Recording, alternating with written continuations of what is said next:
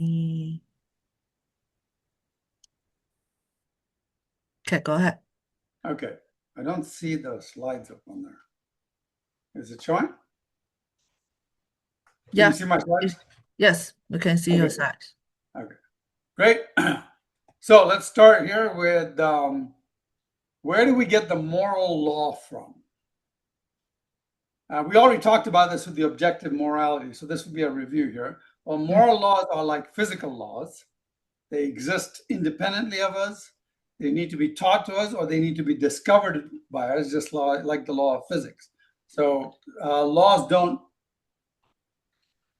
change over time, just like the laws of physics don't change over time. But we need to discover them, right? So we didn't understand the laws of gravity, but we discovered it. It didn't mean that the law of gravity came into being at the time. So same way when people realized that slavery is wrong, it wasn't that they made a new moral law. It was that they realized that this existing moral law had been there and they were not following it. They're not derived by consensus, but derived by practicality and logic. So basically, the way you look at a moral law is anything that causes damage to life, liberty, or family is probably going to be a moral law that we should um, adhere to. So sorry, I was just trying to turn off my phone so it doesn't ring while we're at it.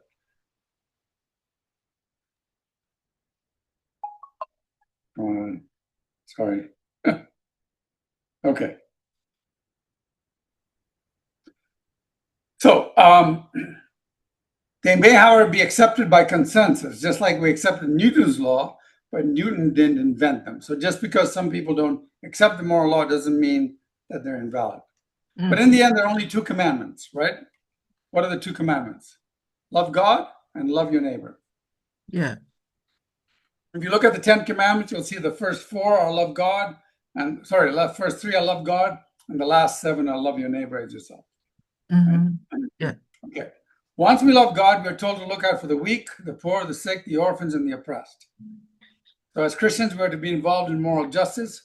We cannot abandon the needs of those who are oppressed and consider ourselves true followers of Christ. So, what happened to the people of Israel when their leaders led them astray? Did God punish the leaders only?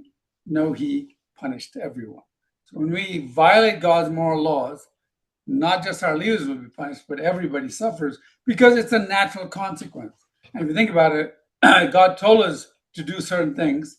And if we don't do that, then obviously there's a reason. And what's the consequence? The consequences is that people suffer. So when you do something bad, other people suffer, or you suffer, or your kids suffer. Yeah. We're called to protect and care for women and children, the unjustly treated, the innocent. This is the same call that led Christians to fight to ban gladiatorial combat, child labor, slavery, racism, discrimination of women, kidnapping women for marriage, burning widows, experimentation of the poor on the poor, inhumane treatment of prisoners, and so on. All these laws were laws that we passed. And the way they were passed is that they had a prophet who called out and said, we have to stop it. Slavery, it was John Newton, Pastor John Newton and Wilberforce. Sati, it was William Carey in India, right? Mm, Racism, it was the Republican Party. So all these things are laws. The gladiatorial combat was Telemachus in Rome. So all these different laws were passed by people who were either pastors or lay people, but they were all prophets. So the question is, will you be a prophet like them? And that's the role that God is looking for, people who will be prophets. If you're neutral in situations of injustice, you have chosen the side of the oppressor. So, what was the prophet's role in the Bible? Well, the prophet's role in the Bible was to what? Very seldom to mm, prophesy the future. In mm, most cases, prophets didn't prophesy the future unless it was to warn them, the people, what would fall upon them if they disobeyed God. They mm, appointed or followed leaders who went against God's laws. So the prophets were not saying this will happen for sure. They were saying if you do this, this will happen. If you are, if you violate and break down the family, this will happen. If you, if you embrace slavery, this will happen. All these different things that God said. And, with slavery, it was a humanizing of humans. It was economic principles. Slavery was actually very bad economically. That's why the South was so weak. Slavery destroyed the South's economic system, whereas the North had no slavery and was prospering because they went to industrialization. The prophet's role was to call out people to God's law. They were to point out political leaders who were abandoning God's law and chastise them publicly when they oppressed innocents, right? So like when Jonah went to Nineveh, calling out the king, when Jeremiah called out the king of Israel, when Elijah and Elisha called out Ahab, right? And as a result of this, unlike Jonah, the prophets were not always popular or welcome, right? Jonah was successful. Most prophets, Jeremiah was thrown in the well, Elijah was persecuted. They were all attacked because of their role. So if you want to be a prophet, if you're going to be a prophet, expect not to be loved by everybody, right? So today's topic is the logical case against abortion. We're going to prove that abortion is wrong without using the Bible. And our motto today is don't let the consequences of your logic force you to abandon that logic. Let me say that again. Don't let the consequences of your logic force you to abandon that logic. Right? In other words, if you realize that logically you're doing something wrong, you can't say, well, I don't want to stop doing it, because you're then abandoning the logic. Okay? So the other motto for this topic today is focus or perish. And you'll see why I say that later. So as we start, I want to be very clear. If somebody listening to this has had an abortion, we're not here to condemn them. We're not going to condemn you. We're all sinners in need of grace. This is not a question of what you've done in the past. It's a question of what you will do in the future.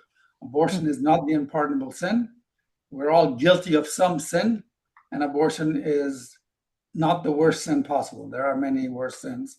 Abortion is bad, but it's not the worst sin. Rejecting God is the worst sin, right? Blasphemy of the Holy Spirit is the worst sin. We're all guilty. We've all sinned here. None of us are better than anyone else. We all have our weaknesses, right? So the greatest thing, the thing that separates from you from God is not abortion. It's rebelling against God. Yeah. Okay. More, it's important that as we talk about it, we realize that people who believe that abortion is okay are not going to hell because they believe abortion is okay. You meet someone who is pro-choice and believes abortion is okay, it doesn't mean they're going to hell because of that. They're going to hell because they don't know Jesus, right? So never take the attitude that we're holier than them. We're all sinners who are damned, but for the grace of God. And people can be, you're like, well, people can be Christians and be misguided about abortion.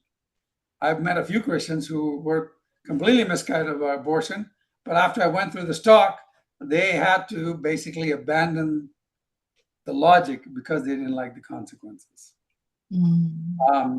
So today, first of all, so as a result, never make abortion a Christian versus a non-Christian issue, because we want to show that abortion has nothing to do with,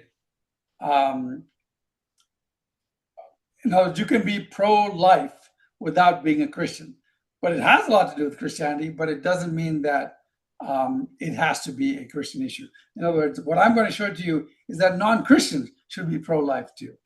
In fact, there are a lot of non-Christian pro-lifers, pro-life atheists, pro-Higgins for life, pro-life feminists, pro-life Democrats, pro-life witch, of all things, pro-life gays and lesbians, and all these different things. So it's not a Christian versus non-Christian business issue. And when you're talking to somebody about abortion, focus on abortion and don't tie it to Christianity, because you're a Christian and you've come to this logical conclusion, but don't say, oh, you can't be a Christian unless you give up abortion. Or don't say, if you give up abortion, you're a Christian, because then you're mixing the two together and you're going to, your argument is not going to be as effective. Okay. So while you witness to someone, decide if you're going to witness to them or you're going to talk about abortion to them, and separate the two. And I always say, look, we can talk about abortion, but I want you to understand this is not a Christian versus non-Christian issue. So I want to talk to you about abortion, purely on a secular basis. Now, is it tied to Christianity? Yes, but that's not the point you want to make right now. The only Christian versus non-Christian issue is if they've accepted Christ. Okay, and then when you talk to people, obviously, be cautious lest the person you're talking to has had an abortion. And remind them we're not here to condemn them, deal with them compassionately, and remind them we've all made mistakes, and some of us made worse mistakes than this. Okay. But having said that, I should cover the Christian case for abortion, against abortion. So here's a quick summary of the biblical view for Christians. Job 31:15, did he not make me in the womb? Did he who made me in the womb make them? Did he not the same one form us both within our mothers, right? So the fact that you existed, you were you in the womb. Not did he not form my body and then make me once I was delivered. No, but I was formed in the womb. Psalm 22, yet you brought me out of the womb. You made me trust in you. Even at my mother's breast, from birth I was cast upon you. From my mother's womb, you have been my God. So how can you have a God if you're not who you are? You were you in the womb. For you created my, Psalm 139, you knit me together in my mother's womb. I praise you because I am wonderfully and fearfully and wonderfully made. Your works are wonderful. I know that full well. When I was woven together in the depths of the earth, your eyes saw my unformed body. So it was your body, it was just not formed, which tells you that you are not your body, right? You existed, your body was not even formed. Okay. This is what the Lord says, he who made you formed you in the womb. And then there are lots more. The Bible basically says you were who you are since you were conceived. Right. So again, lots of verses. I won't go through all of them. Oh, and then the obvious one here where Elizabeth heard Mary's greeting, the baby leaped in her womb. The Bible calls John a baby, right? Yeah. Okay, so it's not, by the way, the word fetus means little one, so it means little baby. So the Bible clearly treats the fetus as a baby and as a human. Okay, so our agenda, why we need to know about abortion, facts about abortion, how to diffuse 5 potential emotional bombs at a time, how to reduce the argument to a single issue, how to prove the fetus is a human or something we don't know, and what we can do about it. Okay, so let's look about why we need to know about abortion. We are responsible for the moral society we leave to our children, right? We are the ones who, hang on a second, yeah. We are the ones who decide what our culture will be like. If we don't hold the culture firm or improve the culture, our kids would suffer.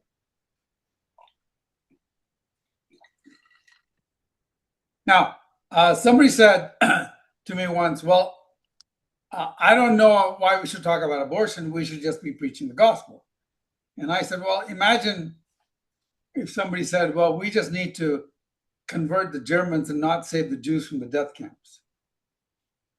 You go, wait a minute, there's something wrong here, right? The more immediate need is you need to save the Jews from the death camp, and you should be witnessing to the Germans. So in the same way, we should be doing both. It makes no sense to say we're just going to do one or the other. We have to do both, right? Okay, so let's talk about the rules that God gives us are there to protect us, not because God is a cosmic killjoy. In other words, God gave us rules. It was there to protect us, as we discussed earlier, so I'm not going to go into that.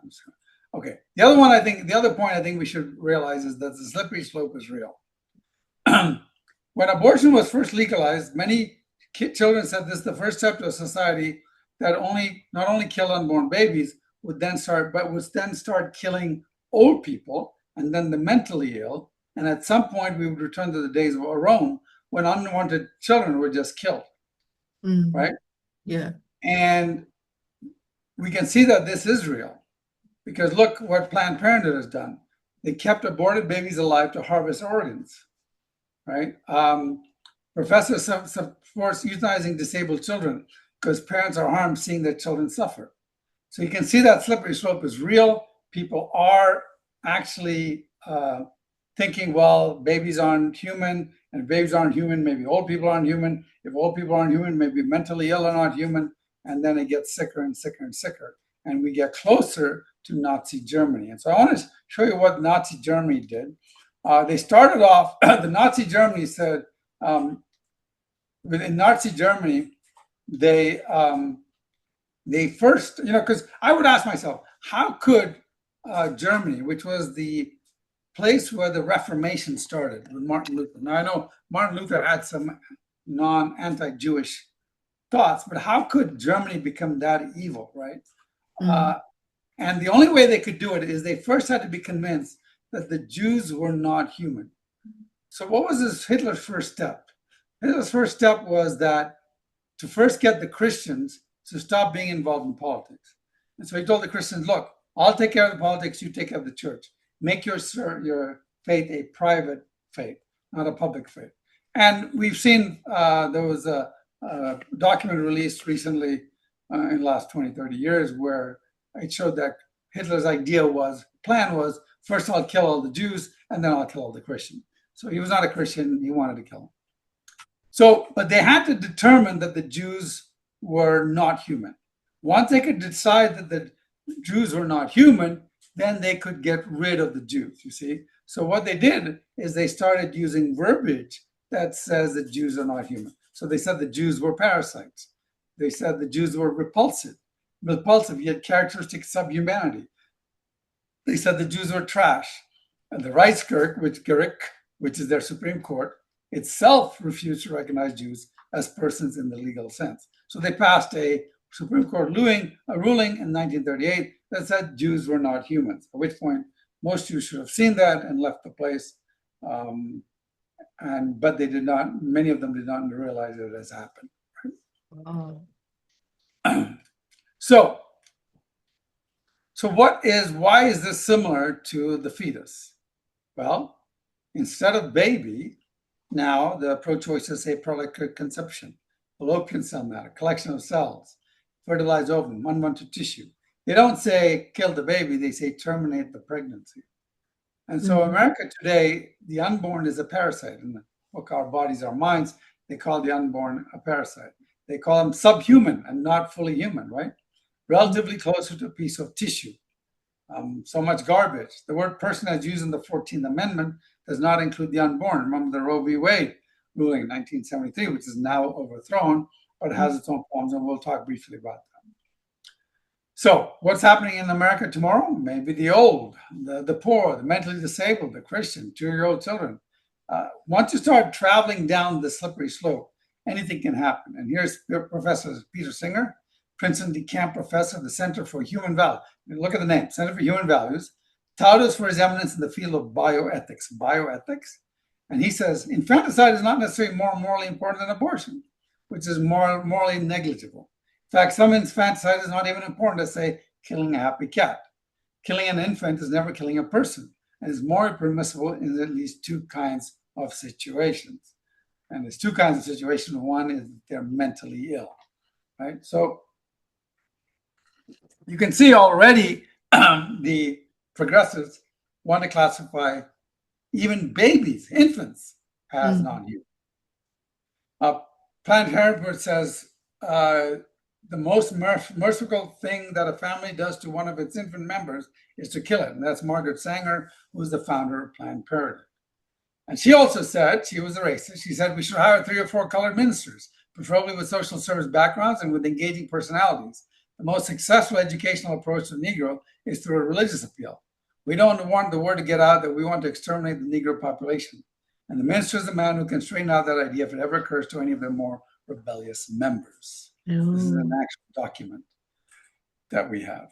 Okay, euthanasia. If humans and babies are not human, then older people are not human. And this is an old statistic, but it's pretty telling. In Holland, there were 2.4% of the population was euthanized. That's 3,256. 1,000 of those, see that third one? 1,000 of those were done without the patient's request. Whoa. That means there were 1,031 legal murders in Holland. Legal murders. Now, murder is an illegal taking of life. So legal murder is what? What is illegal murder? Right? They've killed somebody without their permission. And this is an innocent person, not a criminal. The other one is they had 11,000 cases where they actually withdrew treatment to hasten death. And we're seeing that in Canada. There was a lady who went to Canada with some sort of stomach pain, and they said, we can't give you the operation you need, but if you want euthanasia, we can provide that for you. Mm-hmm. And this was a bit old, because a lot of people in Holland are frightened to go into the hospital because of the situation. So my question is, will you be a prophet? We are responsible for the moral society we leave to our children. My wife said this. She said, people who put economics above morality are known as prostitutes, thieves, and drug dealers. Remember that as we go into this next section, facts about abortion. Okay, so facts about abortion. The source I'm going to use is the overview of abortion by the Alan Guttmacher Institute, a pro-choice law institute. And their whole purpose here is to try and make sure abortion is safe and legal, right? So these are their facts, not mine. So how many abortions happen every year in America? These numbers are old. I have to get the new numbers, but they're very similar. 1.4 million abortions in America in 1990. That's about 3,900 a day. In 2018, it had dropped because of all the pro-life laws that we passed, and it had dropped to 0.862 million, and 862,000. And that's still about 2,400 a day. So when do abortions take place? Well, of the 24%, 35% or so happen before 6 weeks, 17 between 6 and 7, and you can see this line till about 1.4 at 21 weeks. Okay, so let's talk about these weeks. At 2 weeks, this is the zygote / embryo, right? And it's at this stage, the cells start to split, right? Now, once this cell has split, you get to 4 weeks. At 4 weeks, the heart starts to beat. So you have a heartbeat at 4 weeks. And this is the time when most women figure out they're pregnant. And about 15% of abortions happen before that in week 5. At 6 weeks, the skeleton is complete. And this is where you have electrical brain waves, right? And about 17% of abortions happen between this point and week 7. At 8 weeks, all organs are functioning. Stomach, liver, kidney, brain, all systems are intact. About 25% or 274,000 abortions happen in 2018 numbers. Okay, at 12 weeks, this is called the first trimester. And by this time, 88% of all abortions have happened. And you have toes, fingers, everything is formed. And of course, then you get to 16 weeks. And by 20 weeks, by 20 or 21 weeks, the baby can survive outside the womb in intensive care. Okay? At 24 weeks, this is the operation of this young girl, Sarah Marie Switzer. 24 weeks, she was operated on for spina bifida while still in the uterus. She was operated on and then allowed to continue growing in the womb. At 28 weeks, and then at 32 weeks. Now, I want to remind you that abortions are legal in the United States until the second before the baby emerges completely from the womb, up to 40 weeks. Oh my God. So they can kill the baby at any time, except in some states. Idaho, you can't. Some states you can't. California, you can. In fact, California says they passed a law saying you can kill the baby 4 weeks after it's born. And no questions will be asked. And my question is, where were the Christians when that was passed? Where were the pastors? So what is an abortion? Abortion is a surgical procedure usually done by a doctor to kill a baby in its mother's womb. We'll look at 4 of the many kinds. By the way, abortion is legal in many points in many states in America, right? And as I say here, where some states like California have a law not to investigate postnatal deaths. In other words, if the baby dies within 3 weeks or 4 weeks of being born, the police will not ask you any questions, which basically says if you want to kill your baby, you can at any point after it's born. Okay. I want to tell you a story of Emmett Till.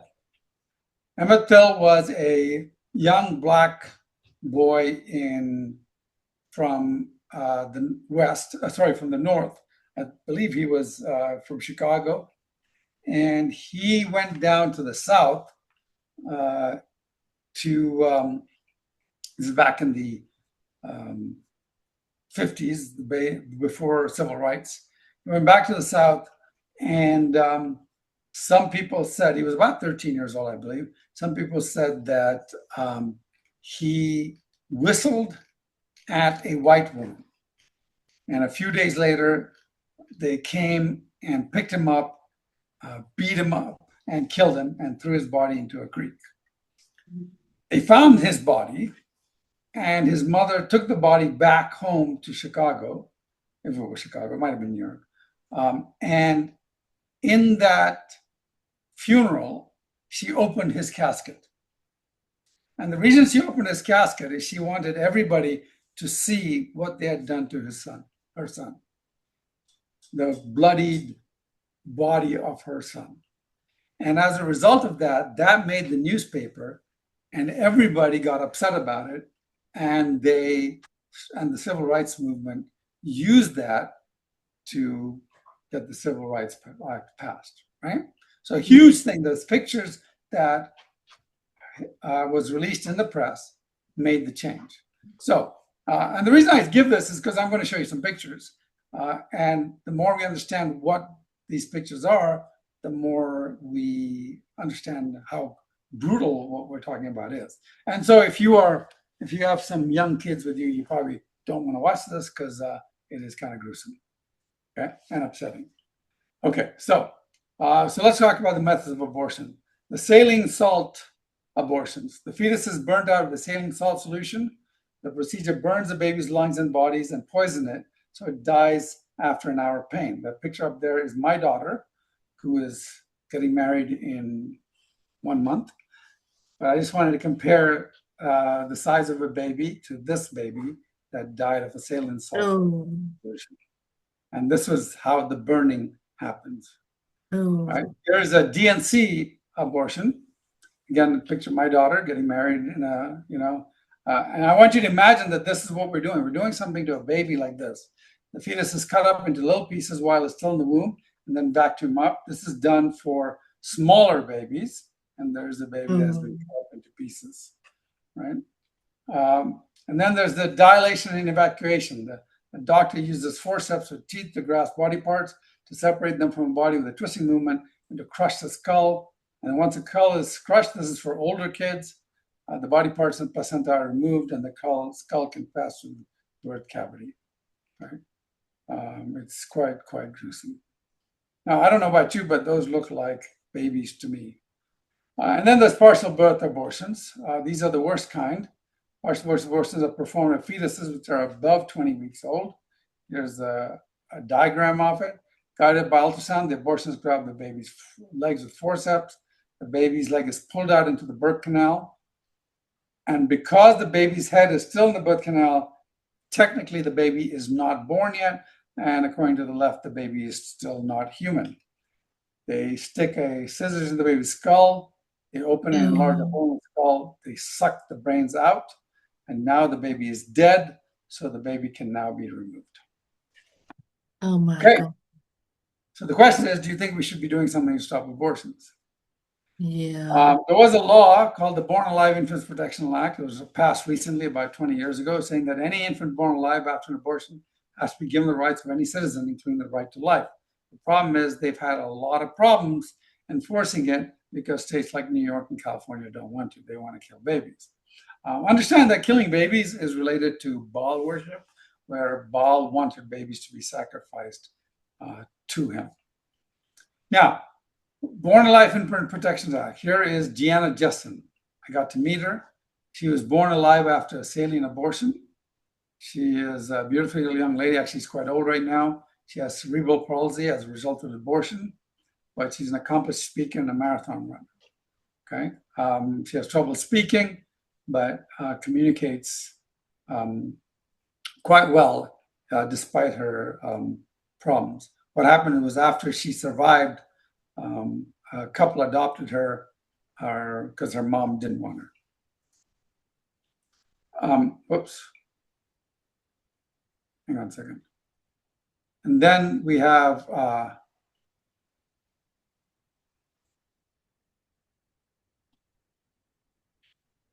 Nick Coote. Nick Coote was survived an abortion, but in the abortion, they had destroyed his legs. Now, according to New York law, babies born alive after abortion can be left to die under New York law, legalizing abortions up to death. Same with California. So the question is, do you see why we need to talk about it? Do you see why we need to learn about this? Now, let's look at what people say, reasons they give for why they have abortions, right? Most important reason for terminating unwanted pregnancy. Now, this is 2004. Numbers, but they haven't changed much. The highest, most important reason was they're not ready for a baby. 25% of abortions are because the woman says she's not ready for a baby. 23% is because they don't have enough money. 19% is because children are grown up and they don't want any more babies. 11% is because they're too young, they're not mature, so underage pregnancy. Or they are unmarried or going through a divorce, 8%. Others, career, they're a student, they're ashamed, things like that. 3% is because the baby has possible health problems. 4% is because the woman has a health problem. 0.2% is because of the life of the mother is at risk. Okay, and then rape and incest is 0.5%. Okay, so now this will add up to more than 100 because people give more than one reason in many cases, but these are the reasons. So as you can see from this, except for the life of the mother, right, and rape and incest, which we will deal with separately, over 99.3% of abortions are for convenience, purely convenience. Yeah. Now, not because of the life of the mother, not because of rape or incest. Now, what about Christians? Well, back in, this is a poll that was done in, can't remember when this was done. I think it was like 2022. Yeah, 2022. All adults, 35% thought abortion should be legal. 63% thought it should be restricted. Right? So you can see that there were more, in a sense, more pro-life people than pro-choice people. Although you could argue that restricted means it's sort of pro-choice. But here's what's the sad thing is that amongst evangelicals, 33% thought it should be legal. That means Christians, right? And what's even worse is Catholics, 55%. What? And then non-evangelical white Protestants, that's like United Methodists and all that stuff, 66%. So you can see that we have a lot of work to do, not just with non-Christians, but with Christians. Okay, so I'm going to teach you how to change people's mind about abortion without using the Bible. So these are the secular reasons why abortion is wrong, scientifically, philosophically, and rationally. Right? I'm going to give you information that will allow you to positively influence people that you run into who are not Christians. But you certainly should use this for Christians too. Okay? And just remember though, if you have these arguments, you have to then learn more on a regular basis because they're always coming up with new arguments against abortion. Okay, so let's talk about how to diffuse 5 potential emotional bombs ahead of time. The first one is rape. These 5 are rape, incest, life of the mother, or contraception, and then rights. Let's look at the first one. Well, less than 0.5% of abortions are done for rape or incest. Now, here's what's interesting. While we can justify a pro-life position for rape or incest, and the reality is, for instance, let me explain why we can justify that. If somebody is if somebody rapes somebody else and they arrest him, can you walk up to the rapist and shoot him in the head? Well, technically, no, right? He's got to go to a trial. He has to be proven guilty, and then he goes to jail. They're not executing him. So if you can't execute the person who committed the rape, why can you execute the innocent victim of the rape, which would be the baby, right? So there is no good reason to judge, to say that rape and incest have to be exceptions. However, it's an emotional thing, Yes. right? It's an emotional battle. So I would say if somebody says, no, I'm not going to give you rape and incest, you're like, okay, fine, we'll come back and battle that 0.3, 0.7% later. Let's battle the 99. You can stop 9. And I always ask them this. I'm like, okay, fine. We'll keep rape and incest out of the picture, but will you stop the 99.3% of the other abortions? They'll always say no. I'm like, okay, so then rape and incest has no meaning to you. It's immaterial. You don't care about rape and incest. Why'd you bring it up? Right? Yeah. So how about life of the mother? Well, every pro-life position is, if it's life of the mother is at stake, you save the mother. Right? The only time in life not health of the mother is at stake is if they're in a tubal pregnancy, which is here's the other thing. The only time a woman is in stake is if it's a tubal pregnancy or some tiny fraction of cause. And less than 0.2% of abortions are done to save the life of the mother. And we always save the mother. This is a biblical principle, right? Okay, what about contraception? Well, we're in favor of any type of contraception unless it kills a human being. So that means it's pre-conception, right? Post-conception, the morning after pill, all these things kills a human being. Okay, now let's look at rights. Are the rights of the convenience of the mother greater than the rights of the life of the mother? Here are 4 scenarios, right? The first one is the life of the mother versus the convenience of the child, right? The life wins. If you're judging the life of the mother versus convenience of a child, then you have to save the mother's life, okay? Life of the mother versus life of the child, when you save the mother, the right to life of the mother wins. Convenience of the mother versus life of the child, well, then the child's life wins. You see that? It's very clear. There's no moral obscurity here. It's the lines are clearly drawn. We know what is what, right? Yeah. So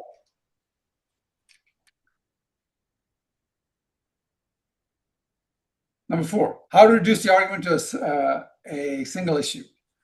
Well, the way you do it is you have one main question. Let me explain how this works, right? Let's say that you are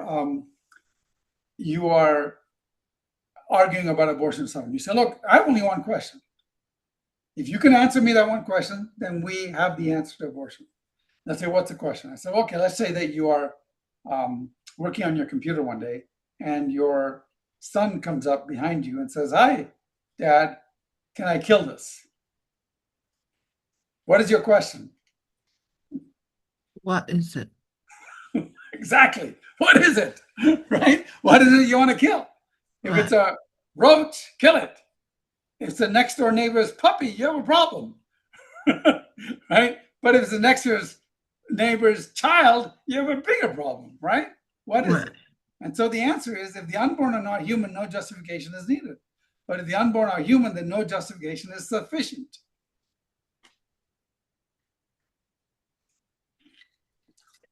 So unborn are not human, then no justification is needed for abortion.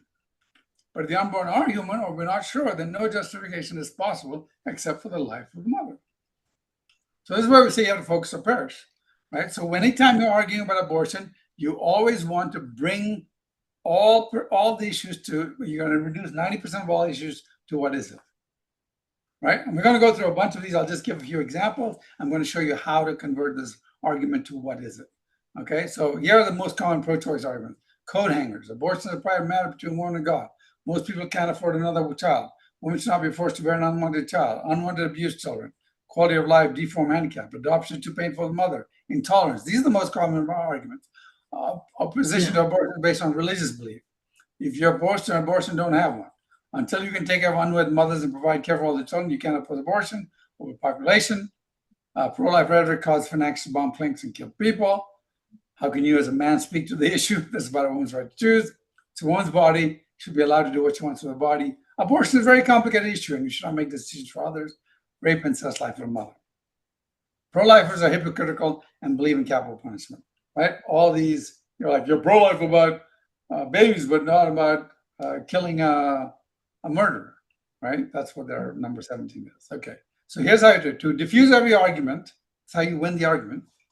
You bring it back to the primary argument, and you ask the person to replace the word fetus, which means little child, with 1 day/month-old baby, and see if the logic stands.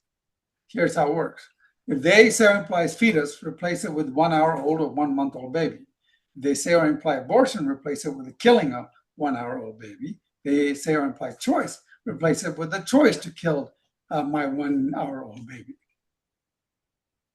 Now, when you do this, they'll say, but you're assuming the fetus is human. Well, yes, but first surely you agree killing humans is wrong. You're not Hitler, right? Yes. Okay, well, let's look at the objections, and then I will prove it's human at the end. I will be honest with you. I don't want to prove the human is fetus first, because you will then bail and try to justify murder. You will try to become Hitler because it does not suit your convenience. And I've had that happen. Right? So I want to catch them with all their objections and then show them that unless they're Hitler, they got to give in. Right? So remember this, the unborn are human and no justification is needed for abortion. The unborn are human, or if you're not sure, then no justification is sufficient except for the life of the matter. Coat hangers. So this is the thing. They said, when your right to a safe and legal abortion is finally taken away, what are you going to do? This was an actual bumper sticker, and the idea was being that once you can't have legal abortion, you'll have to use a coat hanger abortion. Well, okay, let's take this argument, and here's what it becomes, right? When your right to safely and legally kill your 1 month-old baby is finally taken away, what are you going to do? Isn't that what they're asking? That's exactly what they're asking, right? And here's the reality. Deaths due to bank robbers are not a reason to make bank robbing legal. When your right to a safe and legal bank robbery is finally taken away, what are you going to do? Right? The question is not what you're going to do, but what is it that you are doing? What is it that you're killing? If killing a baby is wrong, it doesn't matter what you're going to do. You shouldn't be doing it, right? And by the way, the coat hanger was the idea was that abortions were done by butchers in the back alley. But most abortions were done by doctors illegally. In 1960, all abortion was illegal in all states, and there were only 289 deaths that year, right? In 1966, all states were illegal, and there were only 120 deaths that year. And then you can see what's happening. Today, even with abortion legal, there are almost 20 deaths a year from abortions, even with it legal, right? So the argument kind of fails, starts to fall apart. 289 people versus 1.4 million or 1.2 million babies, right?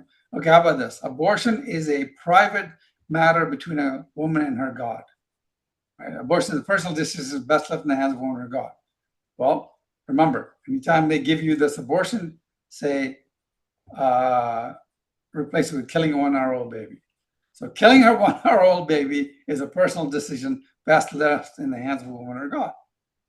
Yeah. And they'll say, yeah, but you're assuming it's equal to a 1 hour baby. Yes. First, grant me this argument, and then I'll prove to you that it is equal to a 1 hour baby, or you don't know. Okay, most poor women, I'm going to go through this really fast because we've got 17 of them, and I want to cover them quickly. Most poor women cannot afford another child, so it's okay to allow abortions. Okay. Most people cannot afford another child, so it's okay to allow poor women with 1 hour old children to kill them. No. Would we allow a woman with a 1 hour old baby to kill it if she suddenly lost her job and couldn't afford to feed it? No, doesn't work. Let's jump to 5. Unwanted abused children, quality of life, deformed, handicap. They'll say if you ban abortions, you'll have unwanted abused children. Well, if you ban the killing of 1 year olds, you'll have unwanted abused 2 year olds, 2 year old children, whatever, right? When abortion was first legalized, all the pro-choice people said that child abuse would be stopped or at least be reduced. But on the contrary, in the years since abortion was legalized and became commonplace, child abuse has increased 200% or more. Obviously, abortion demand has not stopped child abuse. What it has is it made the life of the babies less valuable. And B of that was aborting mentally retarded, deformed fetuses will save them from a painful life. Aborting mentally retarded, deformed 1 hour olds will save them from a very painful life. And that's what this lady was arguing for. And we can see that's just Hitlerian. Okay, let's jump to 8. Opposition to abortion is based on religious beliefs. I'm not using religious beliefs here. I was giving this argument. Says, "Oh, well, you're just saying that because you're religious." I'm like, did I give you a single religious argument here? If you're opposed to abortion, don't have one. Well, if you're opposed to killing your 1-hour-old child, don't kill it. But don't stop me from killing my 1-hour-old child. If you're walking down the street and you see a parent trying to kill their 4-year-old, you're not killing your 4-year-old. Can you stop them? Of course you can. And then usually in the class, we'll do a discussion time. You must first take care of unwanted mothers and provide care for the children, or you can't oppose abortion. That's like saying you must first take care of unwanted women, mothers, and provide care for children, or you can't oppose killing children. If you're walking down the street, you see your neighbor trying to kill their child or abuse their child, does that mean you have to adopt that child and take care of that child before you can stop him from murdering the child? No, that's nonsense. But by the way, Christians do take care of children. We're the ones who start the first orphanages. We're the ones who adopt the most. We're the ones who take care of lost kids the most. Okay, so this is all nonsense. Overpopulation. We have to allow abortion because of an overpopulation problem, as Ronald Reagan said. I noticed that all the pro-choice people have already been born. You can't go around killing people because of overpopulation. That's Bill Gates. That's Hitler. Yeah. Pro-life rhetoric causes fanatics to bomb clinics and kill people. We don't support bombing clinics and killing people, right? Yeah. That doesn't mean that, and even if we did, that doesn't mean the fetus is not human. What is the fetus human? What has this got to do with the fact that you're killing a baby? Right? Oh, pro-life rhetoric causes people to bomb clinics and kill people. Clinics where they're killing people. Now that's start getting on a slippery slope there. How can you as a man speak about abortion? It's a woman's right to choose. Well, that becomes, how can you as a man, how can you man speak against abortion? This is a right to choose. What do? You change that. Here's human that you just said, how can you as a man speak against killing 1-day-old babies? That's a woman's choice, right to kill her 1-day-old baby, right? And by the way, most men and women are equally pro-life. Now, what's interesting about this is that most abortions are done on women, on baby girls. In China, the girls are the ones the first to die. In India, the ones are the first to die. In fact, if you care about women, you want to stop abortion, right? In fact, and also a lot of women are pro-life, right? In fact, a lot of young women are pro-life. Look at all that. Okay, let's keep going. It's a woman's body. She should be allowed to do what she wants with her body. Keep your laws of my body. Well, it's a woman's body. She should be allowed to kill her 1-day-old baby. The question is, it's not her body, and we're going to talk about that. Okay, abortion is very complicated, and we should not be making decisions for others. Well, here's the line. Abortion is a very complicated issue, and we should not be making decisions for others. Really becomes what? Becomes killing 1-day-old babies is a very complicated issue. We should not be making decisions for others. Again, this makes no sense, right? There was a lady called Susan Smith in 1994. She killed her 2 sons because she wanted to get married, and the guy she wanted to get married to didn't want kids. Well, that's a very complicated situation. No, she's a murderer. Let's not mess around. Okay. Rape or incest, we talked about. Pro-life is hypocritical and believe in capital punishment. What does that got to do with anything? First of all, we're not pro-life for everybody. We're pro-life for innocent people. Capital punishment is for guilty people. If somebody's a murderer or something, we're okay with capital punishment. Pro-lifers don't mean that you are against all sorts of killing, because then pro-lifers couldn't go to war, right? Obviously, pro-lifers are fine with war, as long as it's just. Okay. And here's actually another one, new one that I added. Unless you've had an abortion, how can you speak against it?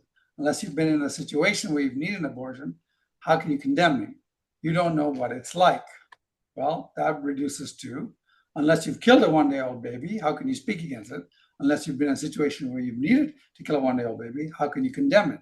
You don't know what it's like. You can see immediately that this is sheer nonsense, right? Now, here's what's interesting about this. If you're going to use this argument, use it the right way. unless you've been aborted, you can't speak for it.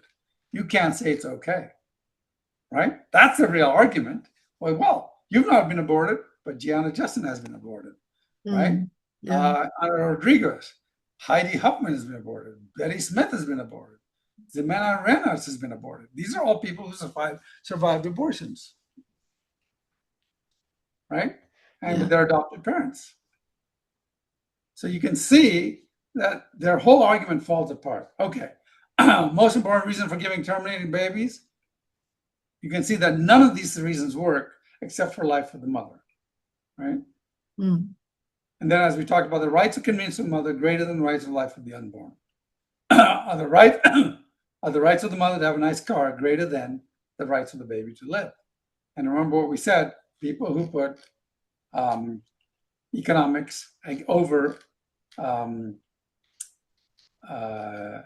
morality are prostitute, drug dealers, and thieves, right? Okay, so now we get to the more technical part, because throughout this they're saying, well, you're saying that the fetus is equal to human. Okay, well, let me argue about that. Here's the proof that the fetus are human. So when you want to prove humanness, do not argue about it when the fetus gets a soul. That's a religious argument. Instead, apply that criteria of humanness to a mentally handicapped, unconscious 1-hour-old baby. Prove the fetus is not part of the woman's body. Use the sled. What if we still aren't sure if it's human or not? Okay, so let's try so do not argue about when the fetus gets a hold. Apply that criteria of humanness to a mentally handicapped 1-year-old baby. Prove the fetus is not part of the woman's body. Okay, so actually I skipped that. Let me go back here. So number 2, apply that criteria of humanness to a mentally handicapped one. So anytime they say, well, the fetus doesn't have this, ask yourself, does a 1-year-old baby or a 1-hour-old baby have this? So if they say the fetus can't live on its own, well, can a 1-hour-old baby live on its own? The fetus can't think. Can a 1-day-old baby think, right? The baby just before it's born can think, has dreams and everything. So you always apply that same standard to what they're asking, right? And that's how you can apply. You might can say, well, the fetus can't feed itself. Well, nor can a 1-day-old baby. All right. Right. The second thing is you prove that the fetus is not part of the woman's body. Well, how do you do that? Well, first of all, ask yourself, if the fetus is part of the human's body, whose foot is that in the picture? It's a real picture, right? And if the fetus is not part of the woman's body, if the fetus is part of the woman's body, why does the woman have 4 hands, 4 feet, 2 hearts, 4 lungs, and 2 heads? Mm.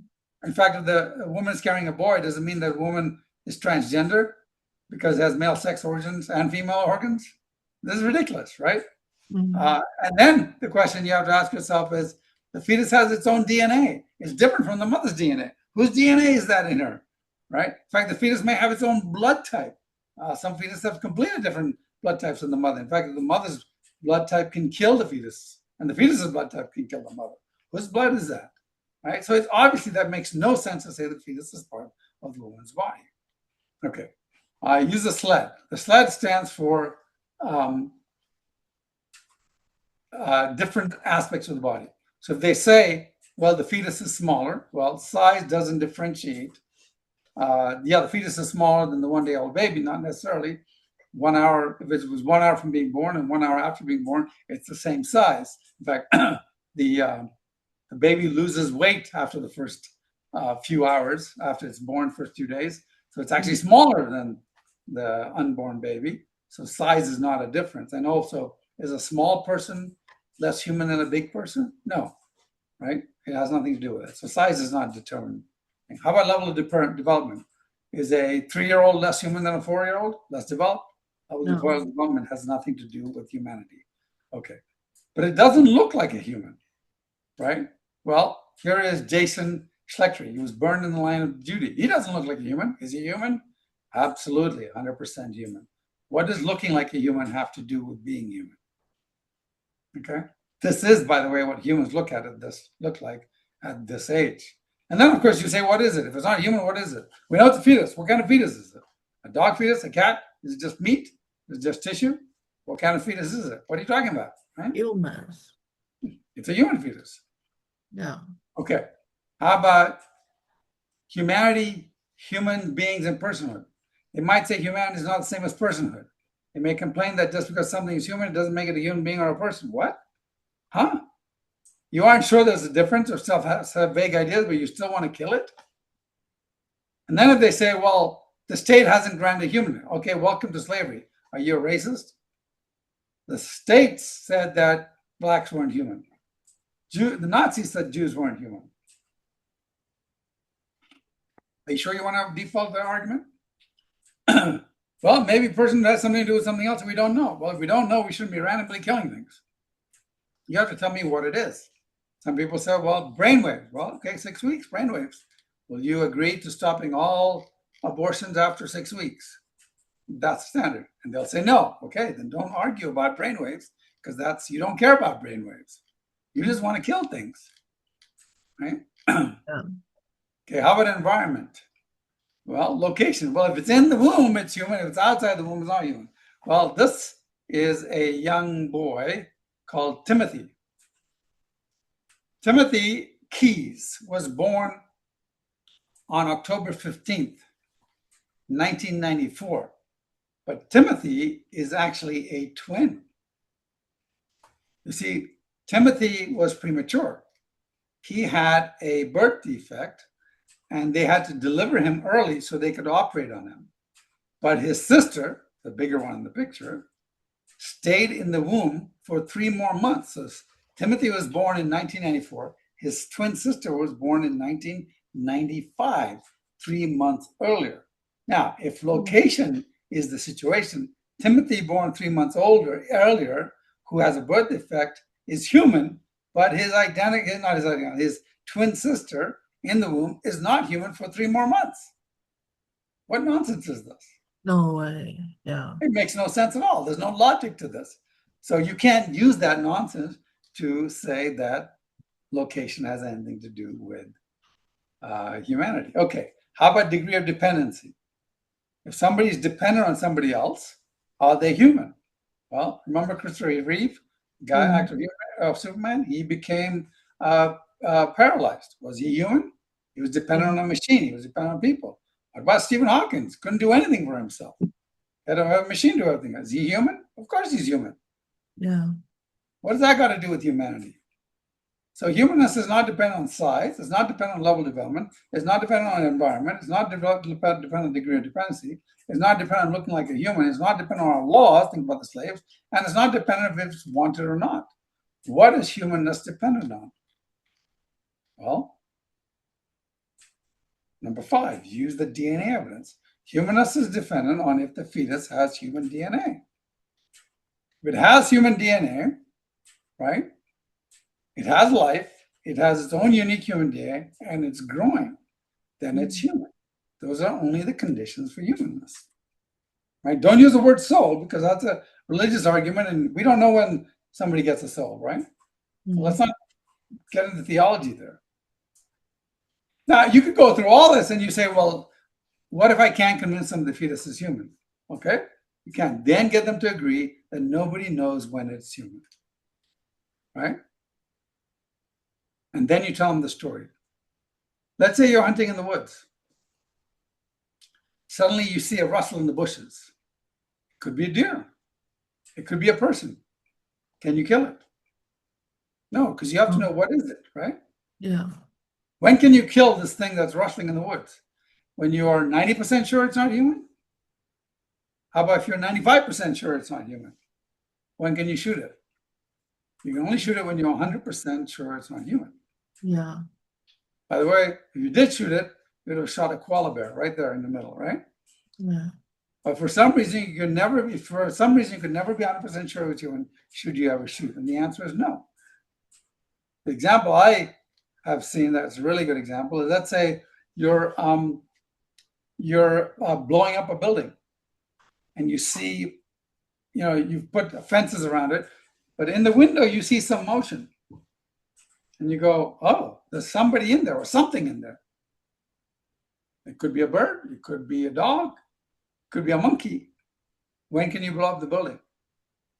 Not until you're 100% sure.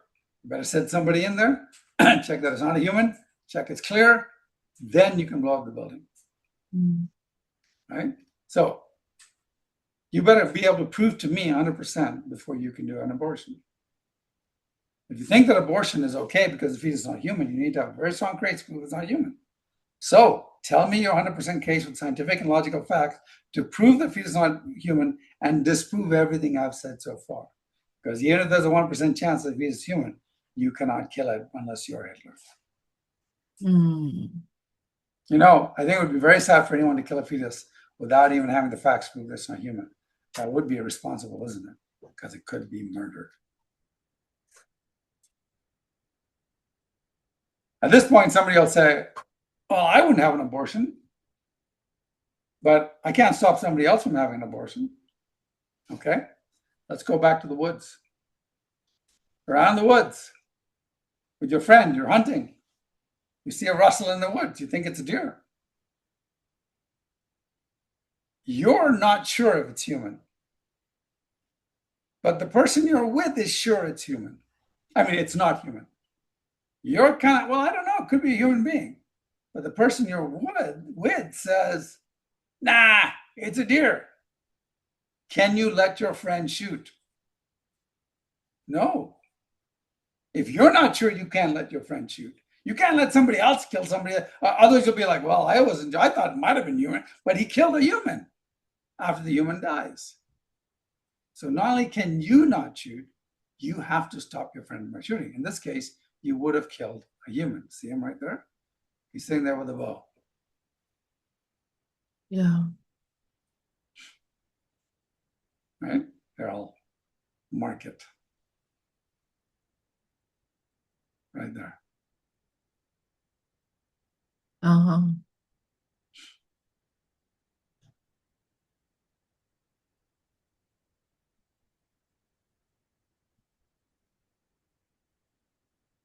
So you're out in the woods, you're going to shoot. You got to make sure they really are deer. These are deer. See the deer right there? But you better be sure that these really are deer. Oops, the color's brown off. Right? Yeah, we can see. You got to make sure these are all there, right? You got to be 100% sure that you are not killing a human being and you're killing an animal. Right. If you're willing to allow somebody else to kill something that may be human or not, or may not be, you better be 100% sure it isn't human. Do you agree? Because even if you're slightly doubtful it is human, you better not let somebody else kill it. Then you can end with this. Do you think most people who have abortions have valid reason to kill this thing that may be human?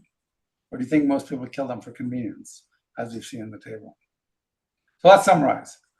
There's no moral difference between babies and embryos. And it's not part of the mother's body. It has human DNA and over time will grow just like a baby. You have to be 100% sure it's not human before you kill it. Let others kill it. You can't kill it if you're not sure. All excuses fall apart. Example, population control, women's issues, when dying and abortions, so on. You need 100% proof to prove that's not human. Okay, what can we do about it? Real quick as we wrap up. It took years after people became Christians for the laws against gladiatorial fights, racism, slavery, forced marriage, discrimination against women, oppression of the poor, and child labor to change. The notion that it's sufficient to merely evangelize people to bring about a just society is ridiculously naive. Laws must be made to protect life and liberty and rights. It's one of the reasons God institutes governments. If you care about social justice, you care about laws being made to protect the oppressed. Right? Today, after Roe v. Wade passed, the biggest killer of women is the morning after pill that ships everywhere. A lot of it comes from India. We got to pass laws to stop that. So what do we do about abortions? Elect only politicians who will vote with the man side towards banning abortions. You've got an election coming up. Remember, people who put economics above morality is known as prostitutes, thieves, and drug dealers. So if you say, well, if I vote for this guy who's pro-life, I won't get this tax break, or I won't get this, economics above morality. Elect only politicians who will vote with a mindset towards banning abortions. So these are This is in the past few elections. I would talk about all these different people, who almost every Democrat is for abortion, right? Yeah. Influence those around you who are neutral on the position. Get involved in Real Options and Heritage House, realoptions.net. And as I close, will you be a prophet? Will you be a Christ follower? Will you stand for true social justice? It's hypocrisy to talk about caring for the poor and starving far away when you ignore the active murder of the innocents next door. We talk to people who have all these posts on Facebook about feeding the poor and all that, and then they're pro-abortion. Thank you. Questions? Questions? Do you have questions? You actually answered my husband's question during Which the one, during the which one was that? Well, hi, I'm Daniel. Hi, Daniel. My first thought as you started this instruction was what about abortion in cases of rape, incest, abortions, the health of the baby? What if the baby, doctors say a baby is going to be severely deformed, and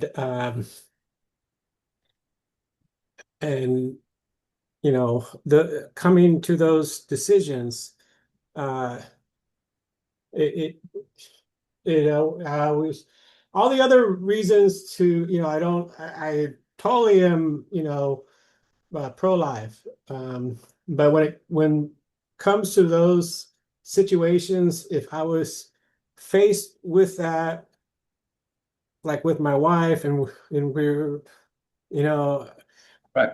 it would be it would be kind of tough to come, to decide what to do.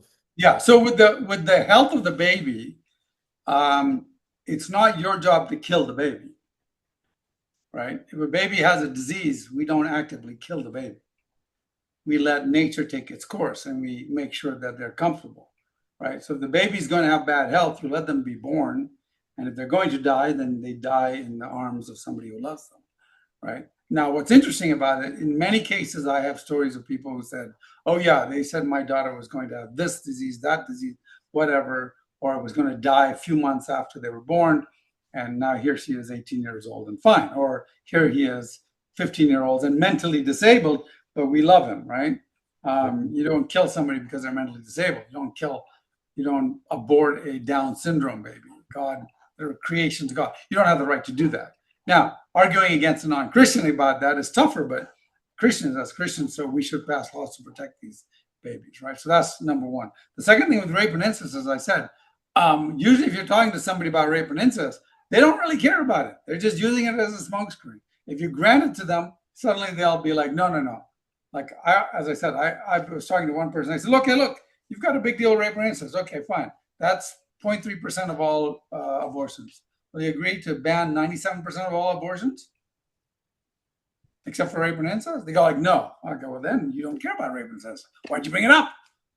But what if that was to happen to, like, say, your wife or my wife? Then, like if then the question she is, was raped, and I would feel more. My first feeling would be anger. Yeah, of course. And when you say, about, do you shoot the person, the rapist, and I kind of feel like I don't know. Good, right? I kind of feel like I would shoot the guy. Yeah. If I was in that situation, and confronting him, I don't know. Are you legally allowed to shoot him, though? No. Not in California. In Idaho, maybe. Not in California. Right? So you see the dual standard here. Now, in Idaho, you could kill him if you caught him in the act and he was a threat to you. In California, you can never do any of that. But here's the real question is, okay, so he's the violator, the perpetrator. Is the innocent baby a perpetrator? What have they done? Right? They're not guilty of any crime. Right? So you can't logically, morally kill the innocent victim, the second innocent victim of the crime. And I know lots of, and if you think it's going to be emotionally hard for you to raise that kid, which I've known kids who are born out of rape, and their mothers are like, this is the most wonderful gift in my entire life. And I've known women who've given up that baby for adoption. The reality is that if you think about it, murdering a baby is far more brutal psychologically and much more damaging. They found that abortion actually damages people with their psyche, with their mental health. And in fact, that's why they have, if you go talk to my friends at Real Options, Valerie, and who have all had abortions, by the way. The lady who runs it has had an abortion. Very good friends of mine who work there have had abortions. And that's why they ended up there, because of the trauma that resulted from their abortion. And it turns out that the trauma of an abortion after rape is actually worse than dealing with the baby and something good coming out of that rape, which is life. And life is always good, right? So these are the things that now, would I argue this with a non-Christian? I don't know that it'll be effective. To me, it's effective enough to say, look, you don't really care about rape. If you want to deal with the psychological aspects, we can. But in your pro-choice argument, that is not what you care about. And as I said, I will grant it to you for now. Just grant me the 93%. And the way I look at it is, let's say you have a, let's say you have a hostage situation, right? And the terrorists come to you and say, okay, we got 100 hostages. And you say, okay. So, well, we're going to give you 99 of them, but we're not going to give you this one hostage. What do I say? I said, give me the 99. I'll come back for the one. I'm not going to say, no, you can have all 100. I'm not going to take the 99. You're always going to go save as many as you can. So in this situation, rape or incest, 0.3%. I want to save the 99.3, right? 99.7 babies first, and then I'll come back for the last one. So I'm not happy. I'm willing to negotiate on that one, but in reality, I see no justification for it. Another thing is a lot of times the pro-choice people, they're always talking more like really put it in there as abortion is the only answer, and they never bring up adoption. They don't. But that's because the reality is Satan wants the sacrifice of life, right? Wants babies to die. So this is a demonically thing. It really is demonic. Where else do we see it in the sacrifice of babies to Moloch, we see the sacrifice of babies to Baal, we see the Incan sacrifices of young girls. It's sacrifice of humanity is always there throughout history, throughout ancient cultures. In fact, I was reading an article here and they said, we found a tomb where 11 people were there, and there was obviously an important 12th person. We're wondering what sort of disease killed them all. I'm like, it was no disease. The important 12th person was the king. And when he died, they sacrificed all the 11 people around him. It's it was somewhere in America, some Native American tribe or something, right? Like this is sacrifice. This is Satan's goal, right? Yeah. Well, I want to point out something I think men cannot experience. It's there's a lot of testimony. My friend, she go to the Planned Parenthood abortion clinic every weekend, like a walk, pray, and then they cooperate with Calvary Chapel Chino members that they go there to pray and share gospel, and a lot of good story, very touching story that even the non-believer who got aborted baby because they have so much the emotional and guilty and condemnation, they are more easier to become a Christian because they experience those are not only the woman who aborted baby will experience that depression, the traumatized. Yeah. So it's not, but the time will be too late.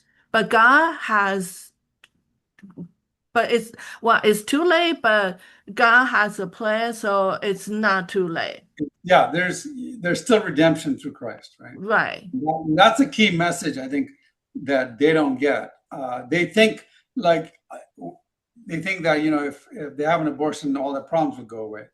But all they did is they've stuffed all the emotional and also health issues. There's a lot more indication that abortions cause more cancers, breast cancer especially, because your body's all preparing for that baby, and suddenly everything stops, the hormones stop. There's a whole bunch of things that go on that they argue, oh, no, that doesn't cause breast cancer, but there's a higher incidence of breast cancer as a result of abortions. So there's a higher incidence of mental things. In fact, Real Options has something called, I think it's called Roots Getaway or Roots Vineyard or something like that, where it's for mothers who've had abortions to go and process that mentally, Christians or non-Christians. And of course, they preach the gospel there, but it's the whole idea is that they're going to walk you through that because they know it causes trauma. And a lot of people have said, yeah, that was preventing me from loving my husband better, my kids better, preventing me from enjoying life. So I think there's a lot of healing that comes through that. Mm. Yeah. So that's a very good point. I think you mentioned that, yeah, no matter what happened, that the woman got raped, caused the pregnancy, the baby is innocent. That's very important because we are too emotional. We can tend to transfer our, I think it's understandable as a man, he experienced that wife or the girlfriend have to go through those. So it's understandable, but a lot of time we need to go back to the life it's given from God, and yeah, we're living in the sin world. So Yeah. but that's actually, like you mentioned, that's actually has a lot of amazing story for those baby who got raped and then that got born. And yeah, that was, we attend the Real Option every year for Oh, yeah. walking and running They walk for events. life. Yeah. Yeah. Yeah, that was really meaningful to Yeah. us. Right. Yeah. Valerie's a good friend of mine. So. Yeah. Bill, do you have any question? I saw you open your mic. In Taiwan, do you remember like 80 after baby boomer? The I don't know what's the Japanese doing with the abortion also. Japanese. I don't know. Is it? I don't know what the standards What's your are. question? I know in China it's legal. Because the China want to be what's that in there? They want population problem, or they say too much pressure. So they only raise the boys, no Yeah. girls. So in China, but China is now relaxing that because they realize it's destroyed their population. If you have too many boys, you're going to have an unstable population because men without wives are more violent, they do more gangs, and more. So in the past, any culture that has too many men and not enough women have to have wars. So that's why the Muslims have a lot of wars, because if one man marries 3 wives, then 15 to 20% of their population has no wives, because the number of women, female babies to male babies, are about almost equal, something like 2% different. So any unstableness will cause mass societal upheaval if you have polygamy, polyandry, or abortion of one type. In India, it's illegal to abort a baby girl after you find out it's a girl, but people do it anyway. In Taiwan, when we grew up in the junior high, the government have like a 两个恰恰好, they Oh, they okay. want. Do you remember? Yes. So I think Bill is trying to say it's even in Taiwan or China, we have a period of time, it's controlled birth that they only allow one one kids or two kids? In Two China. kids, two kids, two Yeah. kids. Now, No, 2 kids, Taiwan, yeah. Taiwan. Yeah. Taiwan is Taiwan 2 only kids? I 2 didn't know kids. Taiwan had a control. Taiwan has one of a period of time, it's like two kids only. Yeah. No, they don't force you to have 2 kids, but they encourage you only have 2 kids. Oh, Okay, yeah. okay. But Taiwan never like a force control, but they just encourage that 2 is the best. Yeah, which is fine. I mean, they can say that, but Right. if the abortion is legal, then that means it's going to result in abortions. Right. Yeah. Well, thank you so much. Today Yeah. is the last class. Great last class, yeah. Yeah. Hopefully it was useful. Hopefully people are watching the videos, and we'll see where it goes. If you have Yeah, any questions, definitely. contact me. Great. Thank you, man. Yeah, thank you Yeah, so Thank much. thank you. Yeah. Okay. Well, I Great. will find something, the topic, so maybe we can reconnect again. Okay. Sounds good. Okay. Okay. God bless. Thanks. Bye-bye. Thank you. God bless you. Good night.